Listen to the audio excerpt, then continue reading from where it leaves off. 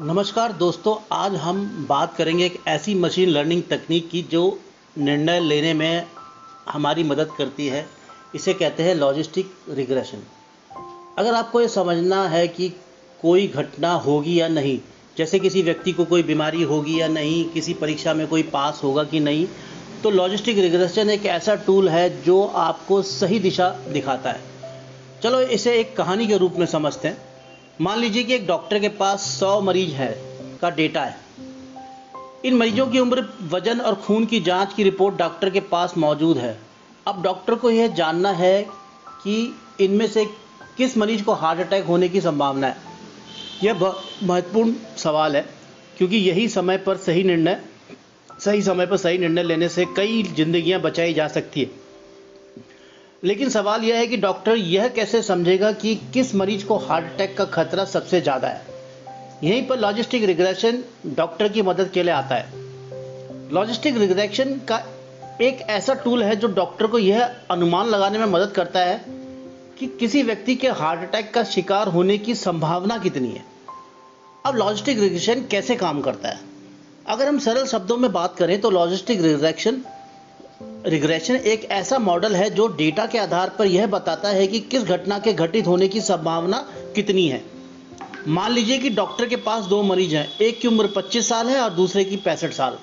अगर हम सिर्फ उम्र को ध्यान में रखें, यानी कि सिर्फ उम्र को ध्यान में रखें, तो किसके हार्ट अटैक का खतरा ज़्यादा है? जाहिर है 65 साल वाले का। लेकिन यह अनुमान सिर्फ उम्र पर आधारित है और कई फैक्टर हो सकते हैं, जैसे वजन, खून की जांच रिपोर्ट आदि, अलग अलग तरीके से। इस सभी फैक्टर को एक साथ जोड़कर हमें सही निर्णय पर पहुंचना होता है। यहाँ लॉजिस्टिक रिग्रेशन की खूबी यह है कि यह एक सीधी रेखा खींचने की बजाय एक एस आकार का कर्व बनाता है। यह कर्व दिखाता है कि जैसे जैसे उम्र बढ़ती है, हार्ट अटैक की संभावनाएं भी बढ़ती हैं। लेकिन ध्यान देने वाली बात यह है कि यह सीमा के बाद यह संभावना स्थिर हो जाती है। एक सीमा के बाद यह संभावना स्थिर हो जाती है। मतलब अगर आप 70 साल के हैं तो आपकी हार्ट अटैक की संभावना उतनी ही होगी जितनी किसी 75 साल के व्यक्ति की।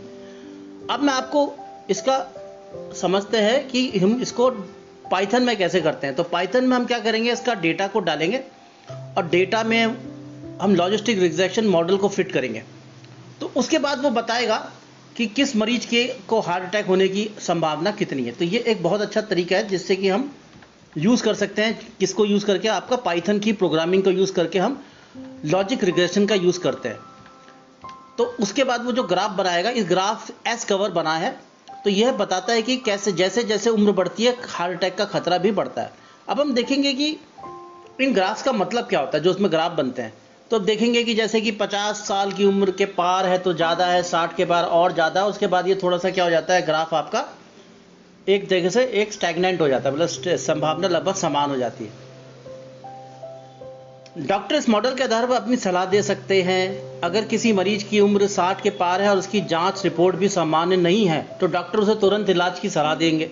तो इस तरीके से उनके पास एक डेटा आ जाएगा, तो डेटा के आधार पर उन्हें लोगों को जानकारी देने में आसानी रहेगी।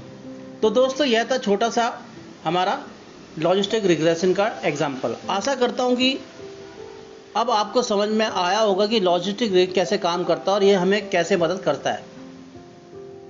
जब तक आपने देखा कि लॉजिस्टिक रिग्रेशन कैसे काम करता है और कैसे ये डॉक्टर की मरीज की संभावनाओं को सही अंदाज़ा लगाने में मदद करता है, लेकिन दोस्तों लॉजिस्टिक रिग्रेशन का उपयोग सिर्फ मेडिकल फील्ड में ही नहीं होता, बल्कि यह कई अन्य क्षेत्रों में भी उतना ही महत्वपूर्ण है। आइए इसके कुछ रियल लाइफ उदाहरणों पर नज़र डालते हैं। पहला उदाहरण बैंकिंग सेक्टर पर है। मान लीजिए कि एक बैंक को यह फैसला करना है कि कौन सा ग्राहक लोन चुकाने में संभव होगा और कौन नहीं। बैंकों के पास हजारों ग्राहकों का डेटा होता है। इससे उनकी आय, खर्च, क्रेडिट हिस्ट्री आदि शामिल होते हैं। यहाँ बैंक लॉजिस्टिक रिग्रेशन का उपयोग करता है। यह मॉडल बैंक को बताता है कि किस ग्राहक के लोन चुकाने की संभावना ज़्यादा है और किसके नहीं। इस तरह बैंक सही निर्णय ले पाता है और नुकसान से बचता है। तो ये बैंक को नुकसान से बचाने में भी काम करता है कि कौन लोन देगा, कौन पैसा दे पाएगा, कौन नहीं दे पाएगा। दूसरा उदाहरण है मार्केटिंग का। एक कंपनी है जानना चाहती है कि उसका नया प्रोडक्ट बाजार में कितना सफल होगा और कौन से ग्राहक उसे खरीदने के लिए इच्छुक होंगे। लॉजिस्टिक रिग्रेशन की मदद से कंपनियां समझ सकती है कौन सा कस्टमर उस प्रोडक्ट को खरीद सकता है और कौन नहीं। यह उसके सही टारगेटिंग में मदद करता है, जिससे मार्केटिंग लागत भी कम होती है, प्रोडक्ट की सफलता की संभावना बढ़ जाती है। यानी कि एज के हिसाब से, जेंडर के हिसाब से, लोकेशन के हिसाब से, तो उस हिसाब से उनको चेक किया जा सकता है कि कौन खरीदेगा कौन नहीं खरीदेगा। तो दोस्तों, आपने देखा कि लॉजिस्टिक रिग्रेशन का उपयोग कितने अलग अलग क्षेत्रों में होता है, चाहे वो मेडिकल फील्ड हो, बैंकिंग हो, मार्केटिंग हो या कोई और इंडस्ट्री।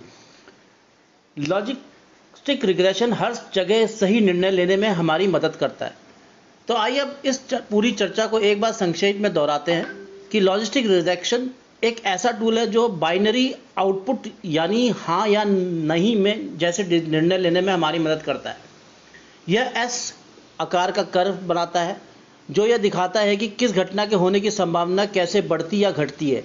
हमने देखा कि यह मॉडल डॉक्टर को मरीज की स्वास्थ्य संभावनाओं को समझाने में मदद करता है, बैंकों को लोन देने में सहायता करता है और मार्केटिंग कंपनी को अपने ग्राहकों को बेहतर समझने में सक्षम बनाता है। उम्मीद है कि आपको लॉजिस्टिक रिग्रेशन की पूरी समझ हो गई होगी और आप इसे अपने अध्ययन या काम में कैसे उपयोग कर सकते हैं इसका भी अंदाजा हो गया होगा। दोस्तों, यह था हमारा आज का सेशन।